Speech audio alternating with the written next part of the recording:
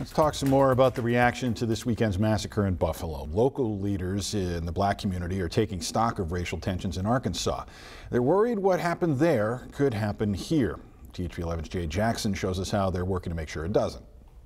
Hey, here we go again. Unarmed black people getting murdered because of white supremacists.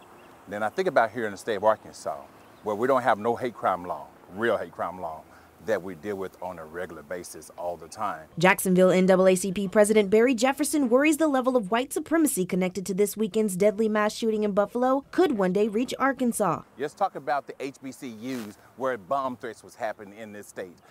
And they had to protect their students because of bomb threats by white supremacists. We're talking about laws like that. It can happen here. According to police, 11 of the 13 people who were shot were black, targeted by a man who held racist ideology. This directly impacts us all. There's a time to reevaluate what we're teaching in the public school systems. Activist Osiris Bali says there's other bills that should be addressed at the next session. With all the recent attacks on how black history is taught, the bans on books, the bans on civil rights movements, the fact that this 18-year-old man was actually learning things about Nazi eugenics theories. Well, much of the manifesto that was invoked by the recent shooting comes from a book called The Great Replacement. UA Little Rock history professor Dr. Brian Mitchell explains that the Buffalo shooter believed in what's called the Great Replacement theory, a fear of the majority becoming the minority over time. There's a lot of fear in certain communities that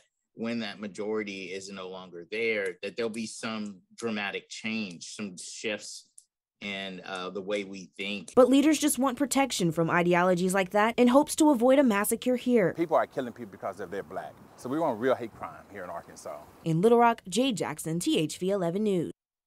Jade, thank you. Lawmakers passed what it called a class protection bill in April of last year. It requires a criminal convicted of a hate crime to serve 80% of their sentence before they're eligible for parole. Critics since then have called it watered down ever since it passed.